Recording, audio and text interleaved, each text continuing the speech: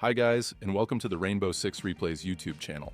Today we want to present the video highlights of the match between Cloud9 Beast Coast and Team Loss during the North America League 2024 Stage 2. Don't forget to subscribe and put a like. Enjoy. Already been utilized. I didn't notice any of them going out, but the HUD will tell us that there are no more C4s in the pockets of Cloud9 Beast Coast, so that'll be a relief. Spirits will still take down the first kill, though. It's Sexy Kick on the Ram, whose whole job was to try to hold up above, take some of that ground, and he will not be successful going down first person. Yeah, no C4s. You still gotta be careful, especially with the Monty having so much trouble getting through that breach. A little engine that could. Now they'll charge after the castle, but Spirits has lost his opportunity. Arthur will pull out the pistol. And the opening pick for Los will come in, but all that does is even the man count. Now Houghton needs to head for the hills, but there's follow-up. Farius right behind the Monty will get the drop. Monty is still up, by the way, even if Farius is dead. Arthur and Legacy are the last two remaining. Legacy has been a big standout for Los. 10 seconds remaining. Needs Arthur to get that diffuser down. He won't get it done. Gunner, who was so pivotal the very first moments of the round, along with Gavin.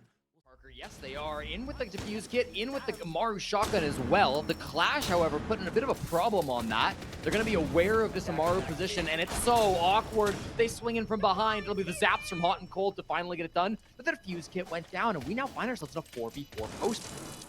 Actually crazy to think that Wizard died to the shocks from Hot and Cold Shield. You don't see that every day. Gavin looks for a pick on the window. Diffuser ends up claiming the pick instead. Gavin bleeding out, but still salvageable at this point. Sexy Cake sees one body up towards top spiral. He gets hunted down by Diffuser, who'll now also be able to revive his teammate. Big round for C9 Beast Coast, but they are behind the times when it comes to this Diffuser. It's almost past the point of no return. What is going on here? Nobody from C9 Beast Coast will be able to get the job done. An excellent closeout as the defending champs are looking. The operators that you would expect to be denying that defuse kit were distracted by Wizard. Spirits and Hot and Cold both making this rotation instead of focusing on the plant, and that's such a difficult choice to make because this is such a hard where the plant goes down, but a lot of this focus will come down inside of server.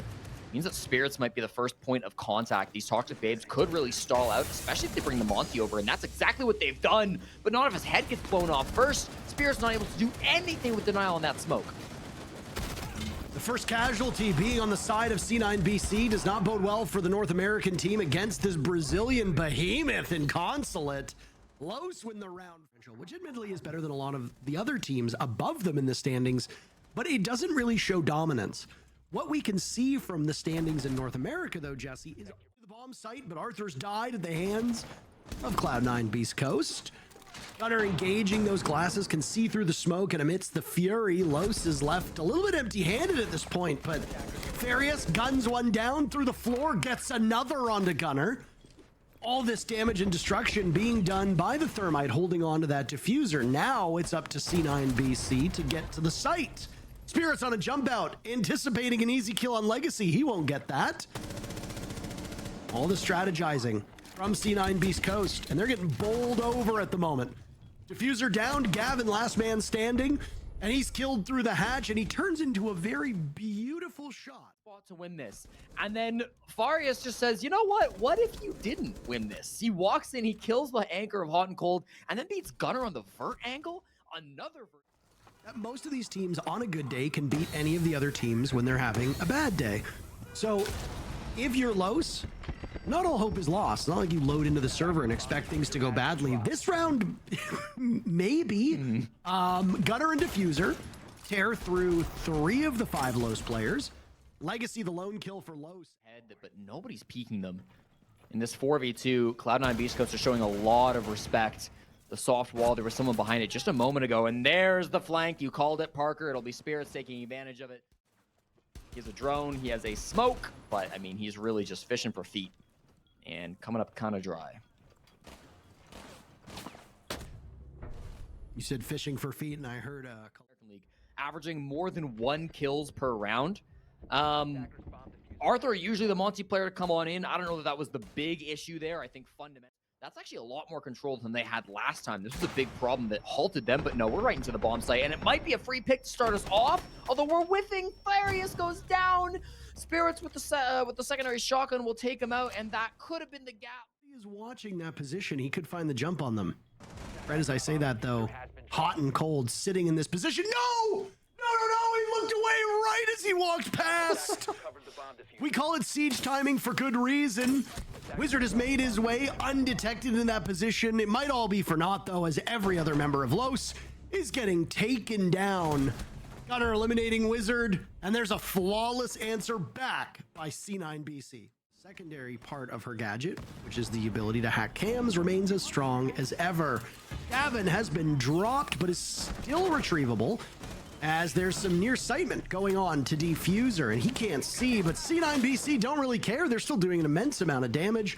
Only 2 remain for Los, one of which is Tachanka, so there go the Shumika launchers. Molotov shot out at the footing of the Monty. Wizard seemingly rebuffing it, and we've got a shield fight in front of our eyes.